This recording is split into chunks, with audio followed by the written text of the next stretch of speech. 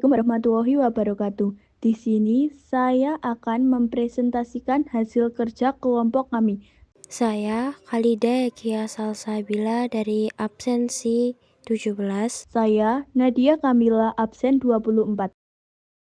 Latar belakang.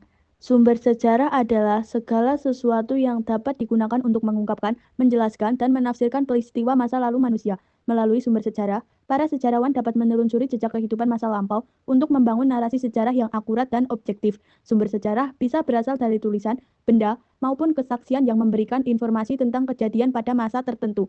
Tanpa adanya sumber sejarah, peristiwa di masa lalu tidak dapat diketahui secara pasti dan hanya menjadi legenda atau cerita rakyat tanpa bukti yang nyata. Sumber sejarah berdasarkan sifat. Yang pertama, ada sumber primer. Primer adalah sumber sejarah yang paling kuat untuk dijadikan landasan pembuktian sejarah. Sumber primer dapat berupa penuturan langsung oleh pelaku sejarah, benda sejarah yang diakui oleh ahli, baik itu candi, prasasti, dan sebagainya. Yang kedua, ada sumber sekunder. Sumber sekunder adalah sumber sejarah yang lemah penggunaannya untuk membuktikan sejarah. Sumber sekunder dapat berasal dari penuturan orang yang bukan pelaku langsung sejarah atau saksi, maupun jurnal-jurnal tentang sejarah. Yang ketiga, ada sumber tersier. Sumber tersier adalah sumber sejarah yang tersusun dalam bentuk buku sejarah yang disusun berdasarkan laporan penelitian ahli sejarah tanpa melakukan lanjutan. Ciri-ciri sumber dalam sejarah. Ciri-ciri sumber sejarah primer. 1. Bersifat langsung dari peristiwa, dibuat oleh pelaku atau saksi langsung pada saat peristiwa terjadi. 2. Tidak melalui perantara. Informasi yang disajikan bersifat asli. 3. Memiliki nilai historis yang tinggi, merupakan bukti yang paling kuat dan langsung. Ciri-ciri sumber sekunder. 1. Berasal dari pihak kedua. Informasi yang diperoleh dari orang tidak secara langsung terlibat atau tidak berada di tempat kejadian. 2. Dibuat setelah peristiwa, dibuat pada waktu yang berbeda, seringkali jauh dari setelah peristiwa terjadi. 3. Berupa analisis, merupakan interpretasi atau analisis terhadap sumber primer oleh sejarawan. Ciri-ciri sumber tersier. 1. Kumpulan informasi merupakan ringkasan atau kumpulan dari beberapa sumber primer dan sumber sekunder. 2. Tidak menghasilkan informasi yang baru. Tidak ada analisis atau penafsiran baru, melainkan hanya mengumpulkan data dari sumber lain. 3. Bentuknya ringkasan, seringkali berbentuk ensiklopedia, buku teks atau publikasi yang merangkum penelitian orang lain. Kelebihan dan kekurangan sumber sejarah. Yang pertama, kelebihan sumber primer, yaitu bersifat asli karena berasal dari pelaku dan saksi sejarah di zaman tersebut. Kekurangan sumber primer yaitu yang pertama, kesediaan sumber relatif terbatas, akses sumber sulit. Kedua, ingatan pelaku dan saksi sejarah mulai berkurang. Yang kedua, ada kelebihan sumber sekunder, yaitu relatif mudah untuk didapatkan. Kekurangan sumber sekunder yaitu perlu seleksi ketat apabila dijadikan rujukan utama dalam penelitian sejarah. Sumber sejarah berdasarkan bentuknya. 1. Sumber tulisan. Sumber tulisan adalah sumber sejarah yang berbentuk tulisan-tulisan atau catatan-catatan peristiwa yang terjadi di masa lampau.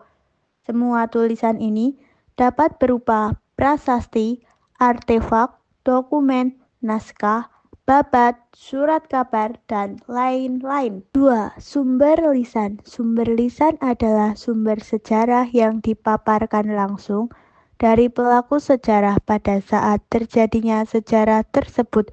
Misalnya, mantan veteran tentara kemerdekaan yang masih hidup. Beliau menceritakan kronologis peristiwa yang sesungguhnya pada halayak umum. Sumber lisan juga dapat berupa cerita rakyat, namun sumber dalam bentuk ini masih diragukan keasliannya. 3. Sumber benda. Sumber benda adalah sumber sejarah yang diperoleh dalam bentuk benda-benda peninggalan sejarah. Misalnya, kapak, patung, gerabah, dan lainnya.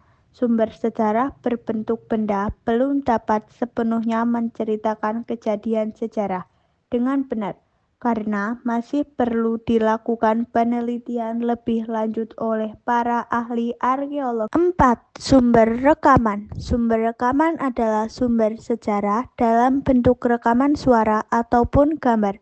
Misalnya, rekaman video tentang tuntutan mahasiswa saat reformasi berlangsung. Tahapan penelitian sejarah. 1. Pemilihan topik. Pilih topik yang menarik dan relevan. Usahakan topik yang belum banyak diteliti atau memecahkan masalah sejarah yang belum terpecahkan. Pastikan sumber sejarah terkait topik tersebut mudah didapatkan. 2. Heuristik. Pengumpulan sumber. Tahap ini adalah proses mencari dan mengumpulkan sumber-sumber sejarah yang relevan dengan topik penelitian. Sumber bisa berupa sumber lisan seperti wawancara, sumber tulisan seperti arsip dan buku, atau sumber benda seperti artefak, verifikasi, atau kritik sumber. Lakukan kritik terhadap sumber yang telah dikumpulkan untuk memastikan keaslian, validitas, dan kredibilitasnya. Kritik terbagi menjadi kritik luar, menilai keaslian sumber seperti kapan dan di mana dibuat, dan kritik dalam, menilai kebenaran isi sumber. 4. Interpretasi. Tahap penafsiran makna dari fakta-fakta sejarah yang ditemukan setelah diverifikasi. Peneliti akan menggabungkan berbagai fakta untuk membangun sebuah narasi yang koheren dan berarti. Proses ini dilakukan secara objektif, meskipun terkadang memerlukan subjektivitas yang rasional. Penulisan sejarah. 5. Historiografi atau penulisan sejarah. Tahap akhir adalah penulisan hasil penelitian berdasarkan interpretasi yang telah dilakukan. Penulisan dilakukan mengikuti kaidah atau aturan yang berlaku dan harus menyajikan fakta sejarah secara kredibel. Manfaat sumber sejarah. Sumber sejarah memiliki manfaat sebagai berikut. 1.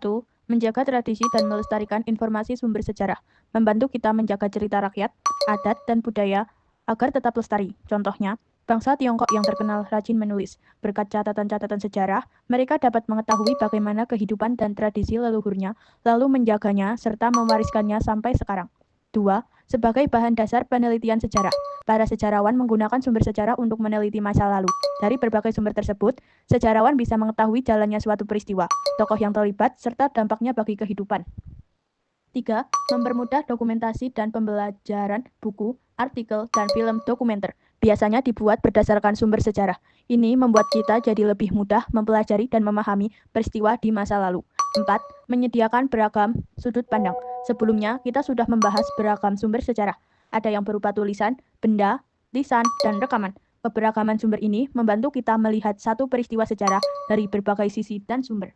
Selanjutnya ada dokumentasi, sumber tertulis dan sumber benda. Pertama, gambar prasasti. Kedua, gambar Candi Borobudur. Ketiga, gambar Masjid Menara Kudus. Keempat, gambar teks proklamasi.